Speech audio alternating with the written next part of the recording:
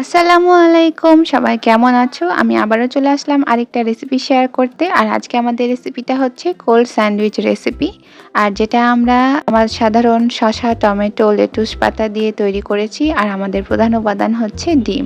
প্রথমেই আমরা 1 চা চামচ পরিমাণ গোলমরিচের গুঁড়ো নিয়ে নিয়েছি। আর এখানে আমরা অ্যাড করে দিয়েছি টমেটো সস আর ভালোভাবে মিক্স করে নিচ্ছি। তোমরা সস বা কেচাপ যে কোনোটা ইউজ করতে পারো। আর এখানে আমরা একটা ফ্রাই প্যান নিয়ে নিয়েছি আর আমাদের পাউরুটিগুলোকে সামান্য টোস্ট করে নিচ্ছি। আর এই পাশে আমরা টমেটো, শসা আর লেটুস পাতা কেটে নিয়েছি। আমরা এখানে নিয়েছি 4টা ডিম। আর ডিমগুলোকে আমরা প্রথমে সেদ্ধ করে নিয়েছি। আর এবার আমরা ডিমের কুসুমগুলোকে আলাদা করে নিচ্ছি আর ভালোভাবে ম্যাশ করে নিচ্ছি।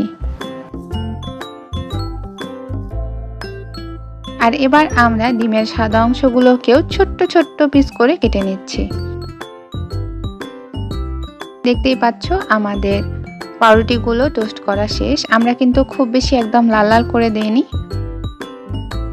ডিমের সাদা অংশ কাটা হয়ে গিয়েছে। এগুলো এখন আমরা আমাদের শসা টমেটোর মধ্যে দিয়ে দিচ্ছি আর ডিমের কুসুমটাও একসাথে দিয়ে দিচ্ছি।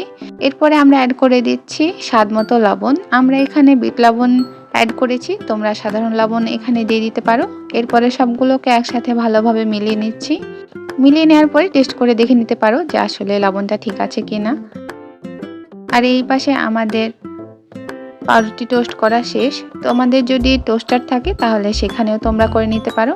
আমরা জাস্ট এটা একটা ক্রিস্পি ভাব নিয়ে এসেছি, আর কিছুই না। এবার আমরা একটা বড় প্লেট নিয়ে নিয়েছি আর এই প্লেটে আমাদের 2টা পাউরুটি নিয়ে নিয়েছি।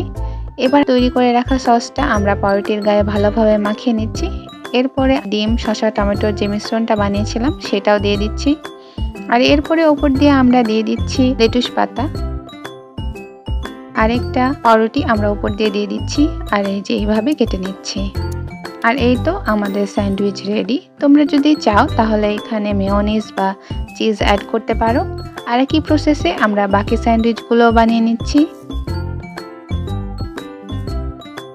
আর এই তো কথা বলতে বলতেই আমাদের ইজি কোল্ড স্যান্ডউইচ রেডি। এখন সবাই মজার মজার কোল্ড স্যান্ডউইচ বাসায় বানাও আর উপভোগ করো।